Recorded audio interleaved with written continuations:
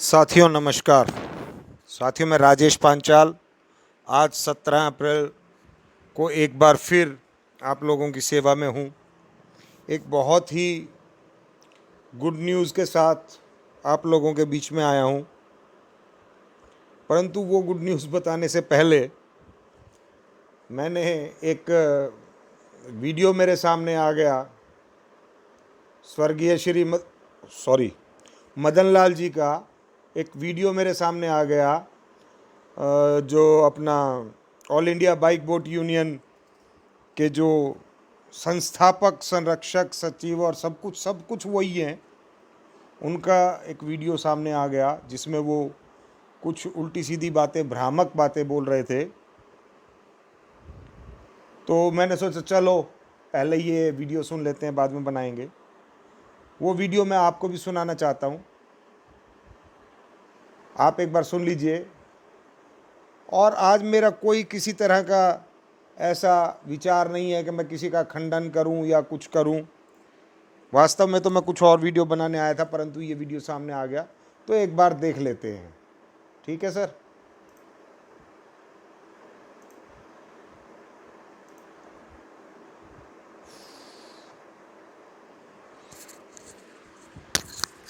संयोजक संस्थापक all India bike boat taxi union आज दिनांक 17 अप्रैल 2020 को आपके समक्ष प्रस्तुत हूँ एक खास सूचना को लेकर के। इसे आप लोग ध्यान से सुनेंगे और इस पर अमल करेंगे।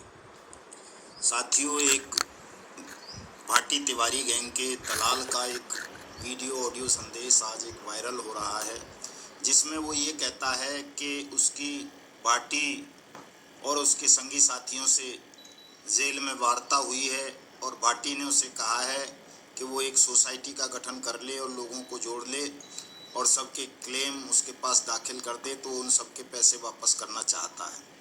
साथियों, एक फेक न्यूज़ है, फर्जी खबर है। ये दलाल पिछले एक हफ्ते से लगातार all India bike boat taxi union के विषय में अफवाह फैला रहा था आप लोगों को गुमराह करने के लिए। साथियों, जो कुछ ये बोलता है वो सब सच होता है, बाकी कोई कुछ भी बोले वो सब फेक होता है, गलत खबर होती है, अफवाह होती है। ये बड़ी ही विचारणीय बात है कि ये दुनिया का सबसे सच्चा इंसान है, बाकी सब झूठ बोलते हैं इसके सामने। हमारे बारे में बहुत तरह का भ्रामक दुष्प्रचार कर रहा था, जिसे आप सबने सुना ही होगा। मैं आप सबको सावधान करना चाहता हूं इस वीडियो संदेश। साथियों, मैंने इसके प्रति कोई दुष्प्रचार नहीं किया। जो भी बात बोली सबूत के साथ बोली, एविडेंस दिखा के बोली और इसको पूरा मौका दिया कि ये अपनी गलतियों को सुधार ले। ये जो रिट पिटीशन इसने लगाई है उसमें जो कमियां हैं उनको ठीक कर ले ताकि इन्वेस्टर्स को कोई नुकसान ना हो। परंतु ये अड़ियल अपनी उस बात पे अड़ा रहा, क्योंकि इसने जो पैसा खाया है, अगर ये उसको ठीक करता है रेट को, तो इसको जूते पड़ते हैं जिसने इसको पैसा दिया है। तो क्योंकि ये इन्वेस्टर्स का नुकसान कराने जा रहा है, इसलिए मुझे सामने आना पड़ा। अदरवाइज मैं पिछले 6 महीने से शांत था। मुझे इसकी कमाई से कोई दिक्कत नहीं है, ये कितना भी कमाए। परंतु अगर कमा करके भी, लोगों से पैसा लेकर के भी ये लोगों के साथ कुछ गलत करता है तो मुझे दिक्कत होती है। सुनिए इसको क्या कहते हैं ये श्रीमान जी। इसके माध्यम से कि इस दलाल ने पहले भी एक वेबसाइट बनाई थी सेटलमेंट करवाने के नाम पर, और उस वेबसाइट से पहले भी इसने बहुत सारे लोगों को अपने साथ जोड़ा था, उनसे सेटलमेंट के नाम पर उनके कागज़ लिए थे और उन तमाम डिटेल्स का इसने दुरुपयोग किया। आज तक किसी को भी एक पैसा वापस नहीं करवाया, किसी का कोई सेटलमेंट नहीं करवाया। वो फेक वेबसाइट जो इसने बनाई थी पिछले दिनों, वो भी बंद हो चुकी है। उसके मार्फत भी इसने उस डाटा का इस्तेमाल किया। भाटी को जो है वहाँ से भाटी और इन तमाम लोगों को, करणपाल वगैरह को जमानत दिलाने के लिए उत्तर प्रदेश इलाहाबाद हाई कोर्ट से। साथियों, इसने जो बात करी वेबसाइट की कि मैंने बनाई थी, वेबसाइट चलाई थी, अगर आप लोग गर्वित के पुराने सदस्य हो, आपके पास गर्वित की आईडी है, तो आप सभी लोगों को मालूम होगा कि garvitglobal.com कंपनी की ऑफिशियल वेबसाइट थी और कोई भी बंदा डोमेन दोबारा से परचेज नहीं कर सकता है। मैंने पहले भी बताया था, आज फिर बता रहा हूँ कि वो वेबसाइट भाटी ने अपने वकीलों द्वारा चलवाई थी लोगों का निपटारा करने के लिए। लेकिन उस समय पर प्रॉब्लम क्या थी कि वो ये कह रहे थे एसेट्स के थ्रू होगा, मोटरसाइकिल ले लो या कोई प्रॉपर्टी ले लो या कुछ ले लो। तो उसमें हालांकि मैं भी बीच बीच में जा कर के और भाटी जी से बात करके खंडन करता था इन चीज़ों का, और ये एक बड़ी समस्या रही। और अंततः बात यहाँ तक पहुँच गई थी कि जो छोटे इन्वेस्टर्स थे जिनका लाख रुपए से कम का अमाउंट था उनको नकद में निपटाया जा रहा था, और जो बड़े इन्वेस्टर्स थे उनको एसेट्स के थ्रू निपटाया जा रहा था। बात यहाँ तक पहुँच गई थी कि जो वकील थे भाटी जी के, उन्होंने यहाँ तक कह दिया था कि जी ठीक है, ये अब शुरुआत करते हैं इसकी। और उन्होंने कहा था कि जी ठीक है, 100 इन्वेस्टर ले आओ, हम उनको निपटा देते हैं, फिर 100 ले आना, फिर निपटा देंगे, फिर 100 ले आना, फिर निपटा देंगे। लेकिन चूंकि वो एसेट्स के थ्रू था तो लोग तैयार नहीं हुए, और मैं 100 इन्वेस्टर्स को नहीं ले जा पाया था क्योंकि लोग तैयार नहीं थे बाइक्स वगैरह लेने के लिए। ये बात वो लोग जानते भी हैं जिनको मैंने कहा था कि चलो मैं आपका करवा देता हूँ, निबटवा देता हूँ, चलो आपको दिलवाता हूँ। परंतु उन लोगों ने बैक मार दिया था कि नहीं जी, हम तो नहीं लेते। मैं यहाँ किसी का नाम नहीं लूँगा, परंतु बहुत सारे लोग ऐसे हैं जो जानते हैं कि ये ही हुआ था। और वो वेबसाइट खुद वकीलों द्वारा चलवाई जा रही थी, और वो बाद में उन्होंने, जब मैंने मना कर दिया कि जी लोग एसेट्स में तैयार नहीं है, तो उन्होंने बंद करवा दी। तो उसमें क्या गलत है? दूसरा ये कह रहे हैं कि उसका इस्तेमाल किया गया डाटा का। कौन सा डाटा? क्या डाटा? आप लोगों ने अपना नाम डाला था, पैन कार्ड नंबर डाला था, ये डाला था कि कितनी बाइकें लगी हुई, कितना पैसा लगाया हुआ है, कितना क्या है। ये क्या डाटा यूज किया जा सकता है किसी की बेल के लिए? मतलब हमेशा इस प्रकार की भ्रामक बातें करता है ये लोगों को गुमराह करने के लिए कि आपका डाटा लेकर के यूज कर लेंगे और जी उनको जो है बेल दिलवा देंगे इससे।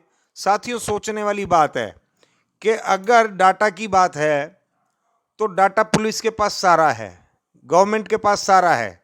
जो पुलिस के पास कंप्यूटर पड़े हुए हैं, जो ऑफिस से कंप्यूटर उठा के ले गए हैं, जो पुलिस के पास है, उनमें सारा डाटा है कि कितने लोग लगे हैं, कितने लोग जुड़े हैं, कितनी आईडी है, कितना क्या, किसका नाम है, किसका पैन कार्ड नंबर क्या है। और बताऊं यार, पुलिस को छोड़ो, मैंने इतना डाटा कलेक्ट किया हुआ है इस कंपनी के बारे में, इतना डाटा कलेक्ट किया हुआ है कि शायद मैंने भी पता नहीं कितने सारे पैन नंबर और इकट्ठे किए हुए हैं नाम के साथ। क्यों? लोग ग्रुपों पे डालते हैं, सब जगह डालते हैं। और भी मैंने जो कंपनी के जो पुराने एम्प्लॉयज़ थे, मैं वहाँ जाता था, अपने इनको भेजता था लीडर्स को। और बाद में जब ये कंपनी बंद हो गई तो मैंने कोशिश भी की थी कि वहाँ के जो पुराने एम्प्लॉयज़ थे उनसे बात की जाए या उनसे कुछ डाटा इकट्ठा किया जाए। मुझे बहुत सारे पैन नंबर पता हैं, बहुत सारे लोगों के नाम पता हैं, बहुत सारे लोगों ने मेरे पास पूरे इंडिया से लोगों ने डिटेल्स भेजी थी कि जी मेरा नाम ये है, मेरे पास इतने मैंने इन्वेस्ट किया है। पूरे लोगों ने मुझे एक्सेल शीट्स बना के भेजी थी। क्या उसका इस्तेमाल कर लिया मैंने? उससे कैसे किसी की बेल करवाई जा सकती है? कभी तो ये कहता है कि उस डाटा को पांचाल ने इस्तेमाल किया भाटी को ब्लैकमेल करने के लिए ताकि उसका अपना पैसा निकल जाए। कभी ये कहता है कि उस डाटा को इस्तेमाल किया इनकी बेल के लिए। अरे मेरे भाई, असली बात क्यों नहीं बोलता है कि आपने इस केस को कमज़ोर कराने के लिए, ताकि जो है बेल मिल सके कर्णपाल को, आपने इसके केस को कमज़ोर कर दिया। और उल्टा इल्ज़ाम दूसरे के ऊपर लगा रहे हो। ठीक है ना? ये ऐसी ही बात है भाई, उल्टा चोर कोतवाल को डांटे। मेरा कोई विचार नहीं है आज आपको गाली देने का, ठीक है? परंतु यदि अगर आपने इस ऑडियो में, वीडियो में गाली दी तो फिर देखो गलत बात है ये। इसकी वो साजिश भी हमने नाकाम की। और साथियों, इस साजिश को भी आप सबको मिलकर के नाकाम करना है। यार साजिश तो आप कर रहे हो लोगों के साथ, लोगों से पैसा ले रहे हो, उनको कोई मेंबरशिप की कोई सर्टिफिकेट नहीं दे रहे, कोई आईडी नहीं दे रहे, कोई कुछ नहीं दे रहे, दो दो तीन तीन तरह के तुमने पेपर छपवा रखे हैं गलत। और मैं इन लोगों को बताना चाहता हूं कि तुम और एक वेबसाइट, एक और तुम यूनियन को रजिस्टर कराने जा रहे हो भाई। तुम एक और यूनियन, चलो मैं, तुम कराने जा रहे हो, बता मैं रहा हूं इन लोगों को कि बहुत जल्दी तुम एक और यूनियन रजिस्टर कराने जा रहे हो, और तुम इस डाटा को जो भी तुम्हारा इकट्ठा किया, इन लोगों को इकट्ठा किया है, इसको भूल जाओगे। शुरुआत में तो कहोगे इसको उसमें मर्ज किया जाएगा, ये किया जाएगा, वो किया जाएगा, है ना, लेकिन वास्तव में तुम्हारा उद्देश्य यह है कि इस यूनियन के अंदर जितने भी लोगों को जोड़ा गया है उनको किनारे लगा दिया जाए। इसलिए तुम एक नई यूनियन का गठन करने जा रहे हो। ये मैं भविष्यवाणी कर रहा हूं, जो कि तुम्हारे ही मुंह पे कर रहा हूं कि तुम करने जा रहे हो, नई यूनियन बनाने जा रहे हो, और देख लेना ये सच साबित होगी। और ये भी बता रहा हूं इसीलिए कर रहे हो ताकि उस यूनियन के, all India bike board taxi union के सदस्यों को तुम किनारे लगा सको। तो साजिश तो तुम कर रहे हो भाई। क्योंकि ये आप जो भी डिटेल अपनी दोगे, जो भी अथॉरिटी लेटर या एफिडेविट इसके पास दोगे, उसका ये इस्तेमाल जो हमारा 6 अगस्त को दिल्ली हाई कोर्ट का फैसला आना है भाटी तिवारी गैंग के खिलाफ। पहले ये बताओ 6 अगस्त को तुम्हारा फैसला आना है? अरे भाई, मतलब तुमने अपने शिक्षा का स्तर दिखाई दिया, तुम्हारी कंसीडरेशन लेवल पे अभी कंसीडर होगी, कंसीडर के बाद नोटिस है, नोटिस तुमने पहुंचा दिए। तुम्हारे को बोला गया था कि चाहे किसी भी तरीके से, चाहे पर्सनली पहुंचाने पड़े, किसी भी वैलिड मीन्स से आपने नोटिस पहुंचाने। अभी तक तो आपने नोटिस नहीं पहुंचवाए। अभी तक तो आपने जो अमेंडमेंट करनी थी अपनी रिट में, जो हाई कोर्ट ने आपको आदेश दिया था 3 नंबर पॉइंट के लिए, एमसीए के लिए, वो आपने अमेंडमेंट नहीं करी। ठीक है, और आप क्या कहते हो कि 6 अगस्त को फैसला आना है आपका। अभी तो मेरे भाई आर्ग्यूमेंट्स होंगे बहुत सारे भाई, तो अभी तो प्रोसेस पूरा बाकी है, और आप सीधा पहुंच गए जजमेंट के ऊपर कि फैसला आएगा आपको 6 अगस्त को। और दूसरी बात, मैं जो भी सोसाइटी बना रहा हूं उससे तुम बौखला क्यों रहे हो कि अगर मेरे साथ पब्लिक अपने फायदे के लिए जुड़ती है ताकि उनको उनका पैसा मैं दिलवा दूं, तो आप बौखला क्यों रहे हो? क्या बौखलाहट है आपको? आपको बौखलाहट ये है कि लोग जिनसे आपने अथॉरिटी लेटर लेकर के उनके साथ धोखा किया है, एक हल्की रिट पिटीशन बना करके आपने डाल दिया, वो भी आप क्रिमिनल क्रिमिनल चिल्लाते चिल्लाते आपने सिविल रिट पिटीशन डाल दी, क्योंकि आपका मकसद ही ये था कि आप पहले 1 साल तक गुमराह करते रहोगे, उसके बाद पहले सिविल की बात करोगे, ईओडब्ल्यू की बात करोगे, ये वो फलान ढिमकान। मैं आज गृह मंत्रालय जा रहा हूं, मैं आज पीएम का घेराव कर रहा हूं, मैं आज सूरजपुर जा रहा हूं, मैं आज सीबीआई को बुला के ला रहा हूं, मैं कल परसों तक जो है भाटी को तिहाड़ जेल में बंद करवा दूंगा, मैं 180 दिन में पैसे दिलवा दूं। सच बात बताऊं, अब तुम्हारे घर से आवाज उठने लगी है कि ये 180 दिन के लिए कब तक तुम मूर्ख बनाओगे लोगों को, और अगर तुम बाज नहीं आए तो तुम्हारे घर से उठी आवाज को मैं सुनवा दूंगा तुम्हें। समझ गया? तुम्हारे घर से आवाजें उठने लगी हैं कि क्यों 180 दिन में 180 दिन पुकार रहे हो, क्यों लोगों को मूर्ख बना रहे हो, कब तक पागल बनाओगे, कब तक मूर्ख बनाओगे लोगों को, कब तक मूर्ख बनेंगे? समझ गए? ये तुम्हारे खुद के घर से आवाज उठने लगी है अब। तो इसलिए बाज आ जाओ, लोगों को मूर्ख बनाना छोड़ो। और तुम्हें कैसे लगता है, क्या तुम्हारी रिट पिटीशन में बिल्कुल जान नहीं है, जो किसी एक बंदे के उससे तुम्हारे जजमेंट को हिला देगा क्या? वो भैया जजमेंट तो तुम्हारा उसी चीज के ऊपर आएगा ना जो तुमने रिट में लिख रखा है, और तुमने रिट में किसी से पैसा लेकर के इतनी हल्की रिट बनाई। मैंने उसके अंदर 20 गलती बताई थी तुम्हारे को, सारी एक एक अक्षर पढ़ के बताया था कि इसकी वजह से ये हो जाएगा, इसकी वजह से ये हो जाएगा। परंतु आज तक भी, आज दिन तक भी तुम्हारे मुंह से हजारों बार दलाल तो निकल गया, ठग तो निकल गया, षड्यंत्रकारी और फलाना ढिमकाना बहुत कुछ कहा तुमने, परंतु एक बार भी तुमने ये नहीं कहा कि चलो ठीक है मैं इस रिट को मजबूत करवा देता हूं। तुमने इन्वेस्टर्स का भला नहीं सोचा, और अब तुम इस बात का भ्रामक प्रचार कर रहे हो कि तुम्हारे रिट के फैसले को बदलवाने के लिए मैं कर रहा हूं। अरे मेरे इससे तुम्हारा रिट का फैसला कैसे बदल जाएगा? इतनी कमजोर रिट है क्या तुम्हारी? तुम्हें इसका मतलब खुद भी विश्वास नहीं है। तुम्हें तो ये पता है जरूर कि तुम्हारे इस षड्यंत्र का मैं भंडाफोड़ कर दूंगा, और मैं सोसाइटी बना करके, भाई साहब मैं आपको बता दूं कि मैं लोगों का पैसा ही नहीं दिलवाऊंगा, मैं गर्वित इनोवेटिव पे केस भी लगाऊंगा।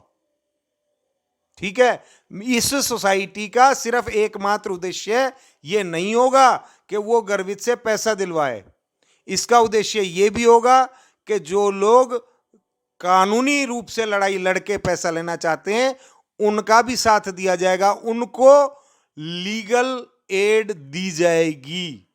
जो कानूनी रूप से लड़ना चाहते हैं उनको हम वकील देंगे, उनकी तरफ से हम खर्चा करेंगे। ठीक है, और ये सोसाइटी क्या क्या करेगी मैं आपको अभी बताऊंगा, आगे तसल्ली करो आप। उसमें इसको ये इस्तेमाल करेंगे निश्चित रूप से। इनका ये नया षड्यंत्र है, इसलिए कोई भी साथी इस दलाल के बहकावे में नहीं आएगा। कोई भी साथी इसको अपनी कोई भी डिटेल, कोई भी एफिडेविट, कोई भी अथॉरिटी लेटर नहीं देगा। निश्चित मतलब तुम्हें ऐसा लगता है कि जिस तरह से तुमने इनके डिटेल्स का, अथॉरिटी लेटर का तुम दुरुपयोग कर रहे हो, इसी प्रकार से सभी दुरुपयोग करेंगे। यार तुम्हारी ये सब बातें सुनना ना बेमानी लगता है। मैं तुम्हें ना रियली इग्नोर करना चाहता हूं, मैं तुम्हें अवॉइड करना चाहता हूं, तुम्हारी बातों को ही नहीं सुनना चाहता हूं। मैं अपने काम पर लगना चाहता हूं जिससे लोगों का भला हो सके। ठीक है, तो तुम्हारे को छोड़ता हूं मैं, अलग परे हटो, तुम्हारे साथ अलग तरह की कार्रवाई की जाएगी। अब तुम्हारे को तुम्हारे अंजाम तक पहुंचाया जाएगा, तुम्हें तुम्हारी सही जगह पहुंचाया जाएगा, तुम्हें बताया जाएगा कि क्या हश्र किया जाता है ऐसे लोगों का जो लोगों को धोखा देते हैं। यकीन मानो मैं तुम्हें बख्शने वाला नहीं हूं, तुम्हें तुम्हारी सही जगह जरूर पहुंचाऊंगा। मैं बात कर रहा था इस सोसाइटी की। ये जो सोसाइटी है, ये सोसाइटी मैं केवल और केवल इसीलिए बना रहा हूं कि मदन लाल जैसे लोग पब्लिक को धोखा दे रहे हैं, पब्लिक की द्वारा दी गई अथॉरिटीज का गलत इस्तेमाल कर रहे हैं, और मैं इस सोसाइटी के द्वारा उन गरीब लोगों को जो केस भी नहीं कर सकते हैं उनको कंपनी से पैसा दिलवाने की कोशिश कर रहा हूं। और जो लोग लड़के ही पैसा लेना चाहते हैं, कोर्ट के थ्रू लेना चाहते हैं, मैं बता दूं ये सोसाइटी उनको लीगल एड भी प्रोवाइड कराएगी, वकील देगी उनको। उनके पास फीस नहीं है, कोई बात नहीं है, वो गरीब है लेकिन वो लड़के पैसा लेना चाहता है, कोर्ट के थ्रू लेना चाहता है, तो ये सोसाइटी उनको वकील प्रोवाइड कराएगी, उनके केस लगवाएगी, उनके साथ केस लड़ेगी। ऐसा कतई नहीं है। ठीक है, और जो व्यक्ति पैसा लेना चाहेगा, अपना निपटान करना चाहेगा कंपनी के साथ, उसका निपटारा करवाया जाएगा।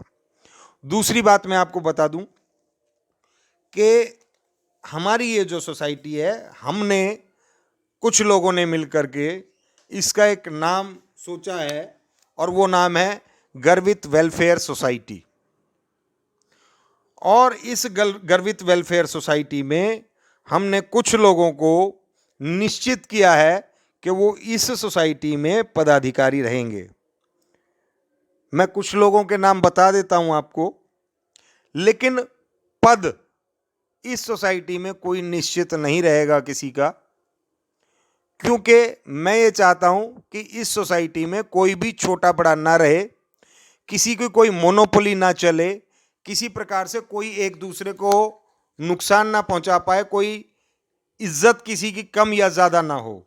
इसलिए इस सोसाइटी में जो पद हैं हर 2 महीने में रोटेट कर दिए जाएंगे। जो आज अध्यक्ष है वो 2 महीने बाद हो सकता है जनरल सेक्रेटरी बन जाए, हो सकता है महामंत्री बन जाए। जो आज महामंत्री हो सकता है वो 2 महीने बाद अध्यक्ष बन जाए, या कुछ और पद उसको मिल जाए। रोटेटरी पद रहेंगे ये, और किसी भी प्रकार से कोई भी व्यक्ति इस सोसाइटी के अंदर कोई नीचे स्तर का पद या कोई ऊंचे स्तर का पद नहीं होगा। हर व्यक्ति हर पद से होकर के गुजरेगा। मैं कुछ नाम आप लोगों को बता देता हूं।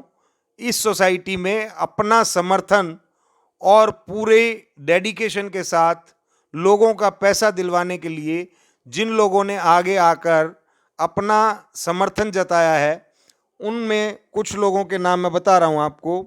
जैसे वीपी शर्मा जी हैं बागपत से, रविंदर चौहान जी हैं।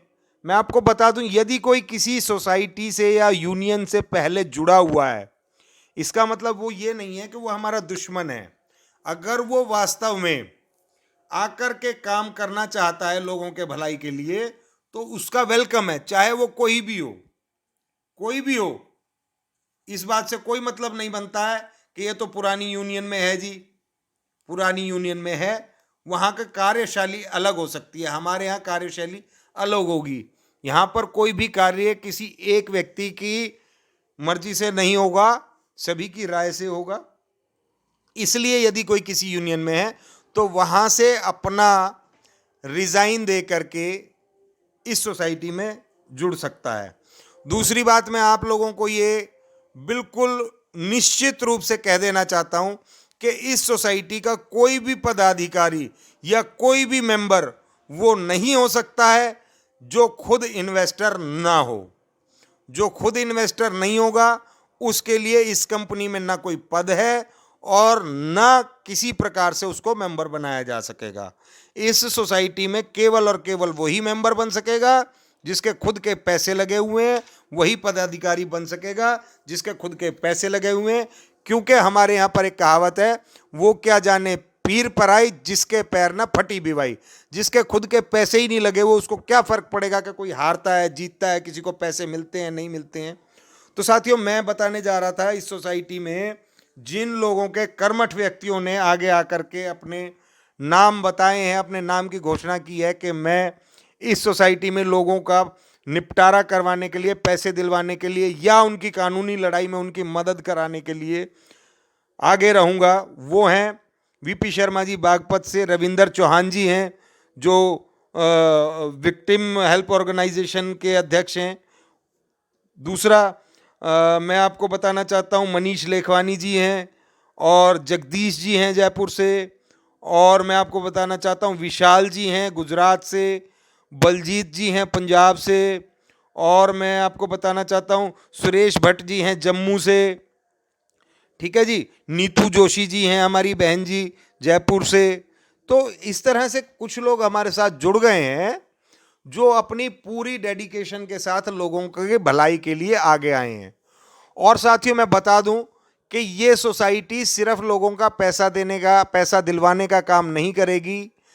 मैंने पहले भी बताया कि लीगल एड भी देगी। इसके अलावा देखिए, ये एक नियम है कि सोसाइटी में मेंबरशिप बिना फीस के नहीं मिल सकती है, इसलिए सोसाइटी फीस जरूर लेगी।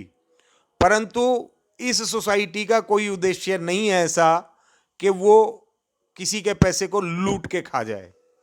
तो मैं बता देना चाहता हूं कि जो फीस ली जाएगी उसमें सभी जो भी पदाधिकारी होंगे, गवर्नमेंट के हिसाब से जो निश्चित होगा वो उनको एक मेहनताने के रूप में प्रति माह उनके लिए दिया जाएगा। उसके अलावा कोई पैसे को कोई हाथ नहीं लगा पाएगा सोसाइटी के पैसे को। उसके अलावा मैं आपको बता देना चाहता हूं कि जो पैसा इकट्ठा होगा उस पैसे का, एक एक पैसे का हिसाब रखा जाएगा। जो मेंबर बनेगा उसको मेंबरशिप आईडी भी दी जाएगी, मेंबरशिप सर्टिफिकेट के रूप में। और वो कभी भी कहीं से भी कैसे भी प्रूव कर सकता है कि वो यूनियन का सदस्य है। और इसके अलावा जो पैसा यूनियन या हमारी सोसाइटी के पास में इकट्ठा होगा वो सब कुछ ऑनलाइन कार्यक्रम होगा। किसी भी पदाधिकारी को ये अधिकार नहीं होगा कि वो किसी बैंक अकाउंट में या किसी अपने पेटीएम पे या गूगल पे पर वो अपने कोई भी किसी भी तरह से पैसा ले सके। टोटल ऑनलाइन इसका कार्यक्रम किया जाएगा, जो कि सोसाइटी का जो बैंक अकाउंट होगा सीधा उसमें पैसा जाएगा। और उसको एक 2-3 जो पदाधिकारी हैं, 2-3 साइन के बिना उसको नहीं निकाला जा सकेगा। कोई एक व्यक्ति का उसके ऊपर कोई अधिकार नहीं होगा। जब तक सोसाइटी के अधिकार से बात करके 2-3 व्यक्ति जो पद के हिसाब से उसमें कॉमन साइन नहीं करेंगे, ज्वाइंट अकाउंट वो खुलवाया जाएगा, उस पैसे का कोई दुरुपयोग नहीं कर पाएगा। इसके अलावा इन्वेस्टर्स की मदद करने के लिए, जो हमारे इन्वेस्टर्स भाई बहुत ज़्यादा दुखी हैं, जिनके पास पैसे की बहुत ज़्यादा किल्लत है, तंगी है, उनकी मदद की जाएगी। जो इन्वेस्टर्स बहुत गरीब हैं, बहुत ज़्यादा तकलीफ में हैं, वो इस सोसाइटी से लोन ले सकेंगे।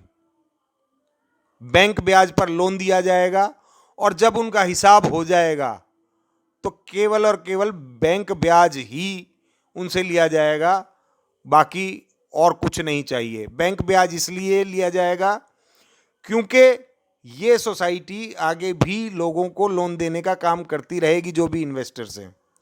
जिसका जितना पैसा निकलता है प्रिंसिपल अमाउंट, उसका मैक्सिमम 50% तक लोन ले पाएगा जो एलिजिबल होगा, जो बहुत ज़्यादा तकलीफ में होगा। या किसी प्रकार से कोई कहता है इन्वेस्टर, यार मेरे घर के अंदर तो राशन तक की दिक्कत आ रही है, तो सोसाइटी उसके घर राशन पहुंचवाएगी। कोई कह रहा है मेरे तो बच्चे की फीस नहीं भरी जा रही है, उसके बच्चे की फीस जमा करेगी, उसके बच्चे को बढ़िया से बढ़िया स्कूल कॉलेज के अंदर दाखिल करवाएगी। मैं कहता हूं नर्सरी से लेकर किसी भी लेवल का उसका बच्चा पढ़ रहा है, चाहे कहीं भी किसी भी स्टेज पर है उसका बच्चा पढ़ने में, अच्छी से अच्छे उसके लिए इंतजाम किए जाएंगे सोसाइटी की तरफ से। ऐसा नहीं है कि वो ये फोकट में होगा, फोकट में नहीं होगा। ये उस सोसाइटी के मतलब इस मेंबर के जितने पैसे निकलते हैं उसी के थ्रू किया जाएगा। लेकिन अभी उसका मान लो हिसाब का नंबर नहीं आया और उसको ज़रूरत है, तो उसको सोसाइटी की तरफ से ये मदद की जाएगी। जब उसका नंबर आ जाएगा हिसाब का, तो उससे वो पैसा ले लिया जाएगा जो उसको मदद के रूप में दिया गया है। ठीक है श्रीमान जी, तो मैं ये सब चीज़ें बताना चाह रहा था कि हमने सोसाइटी का नाम निश्चित कर लिया है, गर्वित वेलफेयर सोसाइटी, और इसको बहुत ही जल्दी हम रजिस्टर करा लेंगे, इसका बैंक अकाउंट ओपन कर लेंगे और सब काम किसी भी तरह की अगर कोई आपको अपनी डिटेल फिल करनी है ऑनलाइन आप फिल करेंगे, आपको ऑनलाइन उसका मेंबरशिप फॉर्म मिलेगा, मेंबरशिप सर्टिफिकेट मिलेगा, आपको आईडी मिलेगी। ठीक है, और जो मैं करने की सोच रहा हूं, अगर मैं कर पाया तो ऑनलाइन मैं उसमें जो मेरे पास डाटा है, जिसको अभी तक लोग कह रहे थे कि मैं उसको मिसयूज कर रहा हूं, जिन लोगों ने मेरे पास डिटेल भेजी थी कि जी मेरा नाम ये है, मेरा इतना पैसा लगा है, मेरा पैन कार्ड ये है, तो मैं कोशिश कर रहा हूं कि उसमें मैं पैन कार्ड नंबर पहले से फीड कर सकूं ऑनलाइन जो पोर्टल हम बनाएंगे, ताकि कोई भी ऐसा व्यक्ति जो पहले से इस कंपनी का इन्वेस्टर है ही नहीं वो जुड़ सके। ऐसा नहीं होगा कि कोई भी पैन कार्ड नंबर डालो और जुड़ जाओ, हमें पता ही ना चले वो सोसाइटी का, इसका गर्वित कंपनी का मेंबर है भी कि नहीं। बाद में फिर पता चले जब उसकी डिटेल्स को वेरीफाई किया जाए। अगर किसी व्यक्ति ने मुझे डिटेल नहीं भेजी थी परंतु वो इस कंपनी में मेंबर था, इस कंपनी का जो पार्टनर था, इसमें पैसा इन्वेस्ट उसने कर रखा था, पार्टनर था, तो मैं आपको बता दूं कि वो मेरे पास पर्सनल भी डिटेल भेज सकता है अगर बाई चांस उसकी ऑनलाइन रजिस्ट्रेशन नहीं हो पा रही है तो। और साथियों मेरे पास कुछ ऐसा डाटा है जो मैंने एमसीए की वेबसाइट से निकाला है, कुछ सीए वगैरह को कुछ फीस पे करके मैंने ये डाटा अवेलेबल कराया है, जिससे मुझे ये पता चला है कि 2018-19 का जो 31 मार्च 2018 को जो इन्होंने अपनी डिटेल्स फिल की थी जो कंपनी ने, उसके अंदर बहुत सारे, मैं बात कर रहा हूँ 31 मार्च 2018 की, बहुत सारे लोगों को उसके अंदर पार्टनर बनाया हुआ था, उनको शेयर होल्डिंग दी हुई थी। मैं जो बार बार कहता हूं कि वो कंपनी के पार्टनर थे, उनको 31 मार्च 2018 की बात कर रहा हूं मैं, 19 की बात नहीं कर रहा हूं। जब कंपनी बहुत अच्छे से चल रही थी मैं तभी की बात कर रहा हूं कि उस समय पर भी जो पैसे लगाते थे कंपनी में, उनको शेयर्स दिए जाते थे कंपनी के, उनको कंपनी में शेयर होल्डिंग दी जाती थी और कंपनी का पार्टनर बनाया जाता था। आपको शायद नहीं पता होगा, लेकिन मैं बता रहा हूं, मैंने डिटेल निकलवाई है। बहुत सारे लोग, मेरे पास बहुत बड़ी लिस्ट है किन लोगों के पास कितने शेयर कंपनी ने उनके नाम किए थे, क्या नाम था। हालांकि हो सकता है वो लोग अपने, उनके पैसे पूरे हो गए, उनका साल पूरा हो गया, वो चले गए हो, कंपनी को अलविदा कह दिया हो, उन्होंने दोबारा पैसा इन्वेस्ट ना किया हो कंपनी में, लेकिन उनको शायद ना पता हो वो कंपनी में शेयर होल्डर थे और वो आज भी कंपनी में शेयर होल्डर हैं। जहां तक मैं बात करूं 31 मार्च 2019 की, तो वो डाटा एमसीए की वेबसाइट पर अपलोड नहीं किया गया। जब 18 नवंबर को भाटी जी ने रिजाइन किया था, उसके बाद जो डायरेक्टर्स रह गए थे, ये उनका फर्ज बनता था कि जिस प्रकार पिछले साल वो लोग जिन्होंने कंपनी में इन्वेस्ट किया है उनको शेयर होल्डर बनाया गया, इस बार भी यही होना था कि उनको शेयर होल्डिंग दी जानी थी। लेकिन इस बार कैसे डायरेक्टर थे, लीडर जो बनाए गए थे, डायरेक्टर बनाए गए थे, वो शायद केवल अपनी अपनी पॉकेट के बारे में सोचते थे और पैसा उन्होंने साइड कर दिया, खर्च कर दिया, पैसे ले लेके गाड़ियों में भाग गए। उन्होंने कंपनी के ऑफिशियल वर्क पर ध्यान ही नहीं दिया। तो उन्होंने 31 मार्च 2019 को किसी भी तरह का कोई डाटा अपलोड ही नहीं किया कंपनी का एमसीए की वेबसाइट पर। अब आप देखिए कि जो डायरेक्टर्स रह गए थे, ये उनकी रिस्पॉन्सिबिलिटी बनती थी कि वो एमसीए की वेबसाइट पर सभी तरह की ऑडिट डिटेल्स और ये सारी चीज़ें सबमिट कराएं ताकि ये कंपनी इनएक्टिव ना हो जाए, एक्टिव रहे। परंतु उन्होंने ऐसा कुछ भी नहीं किया, कोई डिटेल सबमिट नहीं की 31 मार्च 2019 तक, जो 18-19 के साल के लिए, ये सॉरी 19-20 के साल के लिए, ठीक है ना। तो लेकिन मेरे पास जो 31 मार्च 2018 को सबमिट किया गया था, वो जरूर आप भी निकलवा सकते हैं किसी सीए के थ्रू। आप कोशिश करिए, आपको भी मिल जाएगी वो लिस्ट कि कौन कौन शेयर होल्डर था। हजारों लोग हैं जो शेयर होल्डर थे, ठीक है।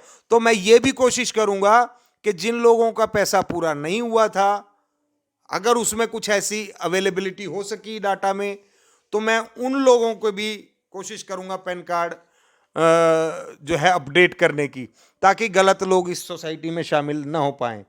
ये आप यकीन मानिए, मैंने बहुत डाटा इकट्ठा किया है। मेरा डाटा इकट्ठा करने का तो मकसद था कि मैं कंपनी के खिलाफ पूरे युद्ध स्तर के ऊपर जो है ना कंपनी के साथ युद्ध लड़ूंगा। परंतु अगर कंपनी पहले ही सरेंडर कर रही है मेरे सामने, कंपनी अगर पहले ही मेरे सामने सरेंडर कर रही है कि पांचाल जी हम लोगों को देने के लिए तैयार हैं, तो ठीक है, फिर मैं भी ये कहता हूं दो, देने के लिए तैयार है तो दो। लेकिन अगर देने के लिए तैयार नहीं हो तो मेरे पास इतने एविडेंस हैं कंपनी के खिलाफ, इतने सबूत हैं कि कंपनी कहीं बच के नहीं जा सकती। और ये जो लोग चिल्लाते हैं बैठ के कि पांचाल जी ने कोई केस नहीं किया है, कोई कुछ नहीं किया है, तो यार पांचाल इतना कच्चा खिलाड़ी नहीं है। पांचाल ने हर तरह के केस कर रखे हैं, सब कुछ पांचाल ने पूरी लीगल एक्शन ले रखे हैं, ठीक है साथियों। तो मेरा उद्देश्य सिर्फ इतना था कि मैंने अपने इन साथियों के साथ मिलकर, जो मैंने आपको नाम बताए, इस सोसाइटी का नाम सोच लिया और बहुत जल्दी इसको हम जो है ऑनलाइन आपके लिए अवेलेबल करा देंगे, जिसमें आप इस सोसाइटी के सदस्य बन सकेंगे और जो फीस के रूप में देंगे वो आप ही लोगों के लिए खर्च किया जाएगा। परमात्मा की दया है कि मेरे को किसी प्रकार का कोई भी लालच नहीं है। परमात्मा मुझे बहुत दे रहा है और मुझे ज़्यादा चाहिए कि नहीं, मुझे इतने जितना दे रखा है उसमें मुझे संतुष्टि है, ठीक है। तो आप लोगों से ये मैं उम्मीद करूंगा कि जिस प्रकार से मदन लाल ने आप लोगों को ठगा है और वो बार बार 6 अगस्त की दुहाई दे रहा है, इसने कहना बंद कर दिया कि मई में हमारी एक क्रिमिनल पेटिशन लगी हुई है सुप्रीम कोर्ट में, जिसमें वो बताएंगे कि सरकार ने अभी तक उसके ऊपर जो है banning of unregulated deposits scheme act 2019 क्यों नहीं लगाया है, क्यों नहीं स्पेशल कोर्ट्स का गठन किया है। एक इस तरह की क्रिमिनल रिट पिटीशन की बात ये करता था सुप्रीम कोर्ट में, अब इसने कहना बंद कर दिया है क्योंकि लोगों ने उस रिट पिटीशन का नंबर मांगना शुरू कर दिया है, क्योंकि झूठ बोलता था। जिस प्रकार से ये कहता आया है कि 180 दिन 180 दिन, और मैंने अगर ये कहा है ना कि ये आवाज़ घर से उठने लग गई है इसके कि ये झूठ बोल रहा है, लोगों को ठग रहा है, तो मेरे पास आपको मैं बता दूं, मैं बिना सबूत के कुछ भी बात कभी बोलता नहीं हूं। अगर ये मेरे को कहेगा चौड़े में आके मुझे चैलेंज करे, क्या ऐसी कोई बात नहीं है, मेरे घर से कोई ऐसी आवाज़ नहीं उठ रही है, मेरे खिलाफ षड्यंत्र नहीं, वो मतलब इसके षड्यंत्रों का पर्दाफाश करने के लिए अगर ये कहेगा तो मैं इसको सरेआम ऑनलाइन आकर के सभी के सामने वो सबूत पेश करूंगा कि इसके ही घर से आवाज उठने लगी है कि ये षड्यंत्रकारी है, ये ठग है, ये लोगों को ठग रहा है और कब तक बेवकूफ बनाएगा लोगों को, ये इसी के घर से उठने लगी है आवाज। क्योंकि इसके घर के लोग तो जानते ही है ना कि क्या धोखा कर रहा है लोगों के साथ। तो साथियों, मैंने आपसे पहले भी विनती की थी, पहले भी ये आपसे रिक्वेस्ट की थी कि इस व्यक्ति को आपने जो अपना अथॉरिटी लेटर दे रखा है वो इससे वापस मांगो, नहीं तो ये 6 अगस्त को आपको जो रिट लगा रखी है, ये जब आगे बढ़ेगी आप इसमें फाइनली हार जाओगे, क्योंकि इसने आगे से कर्णपाल को एंटीसिपेटरी बेल दिलवाने के लिए ये क्या कहता है बार बार, मुझे नहीं पता कहां से पैसा आ रहा है, नीतू यादव के थ्रू पैसा नहीं आ रहा है, वीरेंद्र मलिक के थ्रू पैसा नहीं आ रहा है। और मैं बताऊं, ये बार बार 36 कंपनियों के नाम लेता है, ये कंपनी वो कंपनी, ये टैक्सी वो टैक्सी, गो राइड बाइक राइड, ये फलाना ढिमकाना करता रहता है। इसने कभी भी MGMP का नाम तो नहीं लिया। मेरा गोल्ड मेरा प्राइड एक कंपनी है जो इसके ही साथी की बनाई हुई है। साथियों, चलो अब बात उठी गई है तो मैं बता देता हूं कि MGMP भी बंद हो चुकी है, जिसमें 1,10,000 रुपए से एंट्री थी और 12,000 रुपए से एंट्री थी। 1,10,000 के एंट्री 2,200 एंट्री हुई है, 2,200 एंट्री, और 12,000 की तो पता नहीं कितनी एंट्री हुई होंगी। मैं बता देना चाहता हूं कि जो इसकी यूनियन के जो पदाधिकारी हैं, इसके जो साथी हैं, इसके जो पालनहार हैं, वो ही उस कंपनी के मालिक भी हैं और टॉप लीडर भी हैं, और उन्होंने ही ठगी की है। ये उस कंपनी का तो नाम कभी नहीं लेता है। क्यों नहीं उसकी FIR कराता है? क्योंकि इसे पता है पिछवाड़े पे जूत पड़ेंगे इसको। ये इतना ही अगर सच्चा ईमानदार आदमी है तो ये MGMP को कैसे भूल गया? MGMP के खिलाफ भी कार्रवाई करे, उनके भी सभी लीडर्स को और प्रमोटर्स को अंदर करवाए। इसको सबके नाम पता है क्योंकि इसी के साथी हैं वो ठगी करने वाले। फिर भी ये कहेगा तो मैं सारे सबूत दे दूंगा, अभी इसलिए नहीं दे रहा हूं ताकि ये खुद ही कर ले इस काम को। मैं छोड़ूंगा नहीं, मैं तेरे घर के अंदर भी जो है ना, मैं उसका भी नाम लेके बताऊंगा कि इसने ये गलती की है, इसको भी अंदर करवा। मैं देखता हूं तू कितना बड़ा ईमानदार है।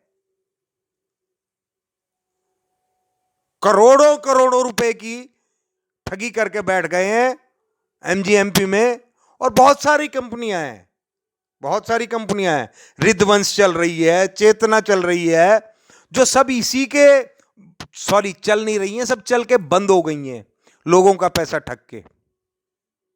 ठीक है, और ये उनके लिए कुछ नहीं कर रहा है क्योंकि इन्हीं के संगी साथियों ने शुरू की, वही टॉप लीडर है, वही प्रमोटर है, वही फाउंडर है। अब ये उनका नाम कैसे ले ले, उनको अंदर कैसे करवाए? वहां से तो इसके लिए रोटी आ रही है, वहां से तो मोटी रकम आ रही है। बख्शने वाला नहीं हूं, याद रखियो मदनलाल। तुझसे नहीं किया गया कुछ, इसलिए मुझे मैदान में आना पड़ा और ये सोसाइटी बनानी पड़ी।